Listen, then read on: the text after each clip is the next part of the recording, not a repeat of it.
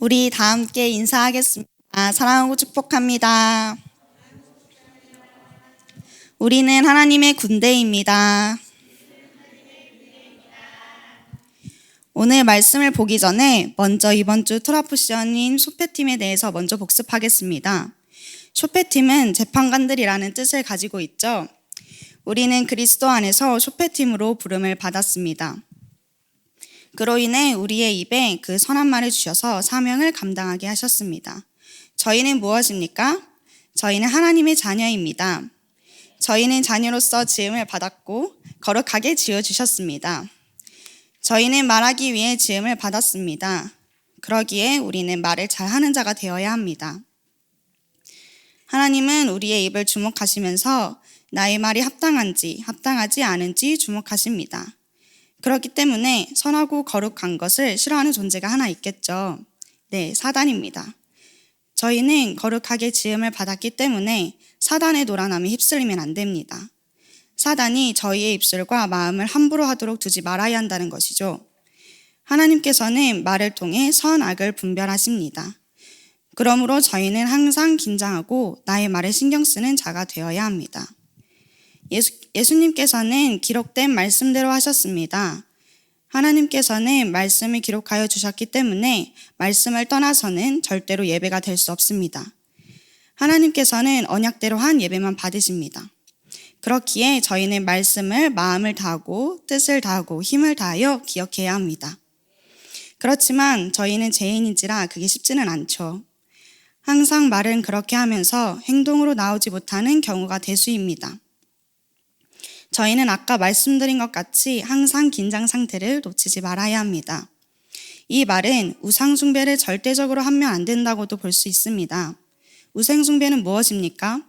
하나님과 함께 다른 신을 섬기는 것입니다. 하나님께서는 우상숭배를 제일 싫어하십니다. 우리에게는 야훼 하나님만이 유일한 하나님이십니다. 하나님께서는 말씀대로 이 세상을 지으셨고 말씀대로 모든 것을 성취할 것입니다. 모든 것은 말씀으로 성취되기에 우리는 말씀의 눈으로 세상을 보는 자들이 되어야 합니다. 말씀을 깨닫게 하시는 분은 성령님이십니다. 성령님께서는 저에게 한 음성으로 말씀을 깨닫게 해주십니다. 그러므로 저희는 들음을 잘 분별하는 자들이 되어야 합니다. 하나님께서는 선한 말을 우리에게 주시고 그 말을 하는 것이 쇼페팀, 예언자인 것입니다. 여기서 선한 말은 언약입니다. 그러므로 우리는 듣는 것에 주의해야 합니다. 오늘 말씀은 두 가지로 볼 수 있습니다. 첫 번째로 증인들에 대해 말씀하고 계십니다. 15절에 어떤 사람이 지은 모든 죄 중에 어떤 죄악이나 어떤 범죄에 대해 한 증인으로만은 일어설 수 없으니 두 증인 또는 세 증인에 의하여 라고 말씀하고 계십니다. 바른 재판에는 두세 사람의 증인이 필요합니다. 한 증인으로서는 죄가 증명될 수 없으며 증언을 할 때는 두 증인의 입 또는 세 증인의 입으로만 죄가 확정될 것이라고 말하셨습니다. 그 이유는 오늘날과 달리 증인이 한 사람만의 증언으로 인하여 재판을 진행한다면 그 결과가 일반적으로 판가름날 가능성이 충분히 있었기 때문입니다. 이로 인해 다른 부조리한 일들을 막기 위해서 적어도 2명 이상의 증인이 필요했던 것입니다. 여기서 이라는 숫자 또한 단순한 의미만 있는 것이 아닙니다. 성경에서 이라는 숫자는 확실한 증거 또는 충분한 증언이란 의미를 가지고 있습니다. 따라서 2인 이상의 증인은 확실하고도 충분한 사실을 증언하기 위한 제도로 볼 수 있죠. 증인은 오늘날의 법률에서 말하는 증인의 개념과는 약간 다릅니다. 왜냐하면 지금은 증인이란 자기가 보고 들은 사실을 제3자의 입장에서 객관적으로 진술을 하지만 성경에서 말하는 증인은 그에게 한 걸음 더 나아가 처벌을 바라고 범죄 사실을 고발하는 고발자의 역할까지 감당하는 자를 가리키기 때문입니다. 또한 증인은 사건이 일어날 그 당시에 현장에 있었거나 자신이 보고 들은 것을 증언할 수 있는 자를 뜻합니다. 이런 것을 보았을 때 마가복음 14장 63절의 말씀을 본다면 예수와의 재판이 옳지 않았음을 볼 수 있습니다. 대제사장이 자기 옷을 찢으며 이르되 우리가 어찌 더 증인을 요구하리요의 말씀을 보면 확실한 증인이 갖추어져 있지 않음을 볼 수 있습니다. 그리하여 예수와께서는 제대로 된 재판을 받고 죄인으로 재판을 받으신 것이 아닙니다. 즉 예수와를 증오하고 자기들만 생각하던 자들이 내린 옳지 않은 재판으로 십자가에 달리신 것이죠. 20절에 보면 우리가 잘 알고 있는 말씀이 나옵니다. 목숨은 목숨으로, 눈은 눈으로, 이는 이로, 손은 손으로, 발은 발로 갚아야 한다. 이것은 동해 보복법을 가리키는데요.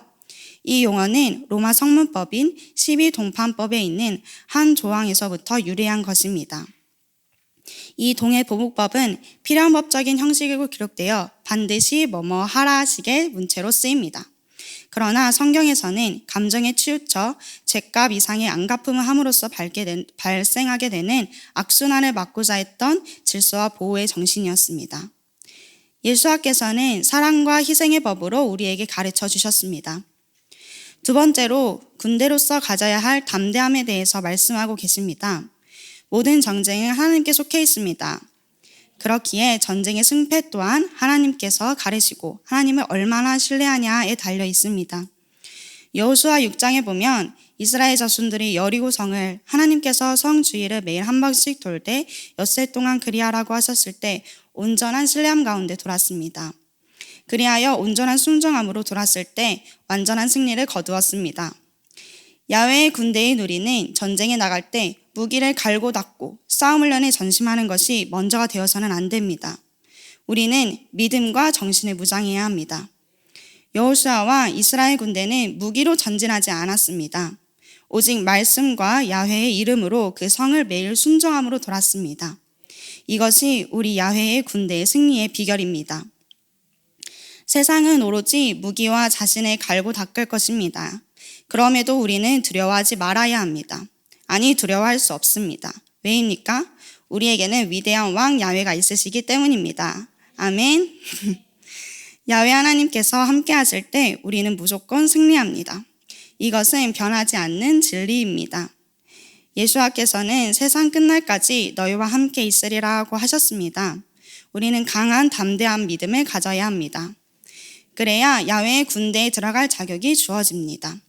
담대한 믿음을 가지고 있지 않는 자는 야훼의 군대에 들어갈 수 없습니다. 전쟁을 피하지 마시고 오직 야훼를 신뢰하는 가운데 직진하여 나가시기를 바랍니다. 그리하여 승리를 빛나게 거두어 세상에 빛이 되는 자들이 되기를 바랍니다. 통성기도 하겠습니다. 하나님, 저희에게 언약을 주시고 그것을 선포할 수 있는 입을 허락해 주심에 감사드립니다.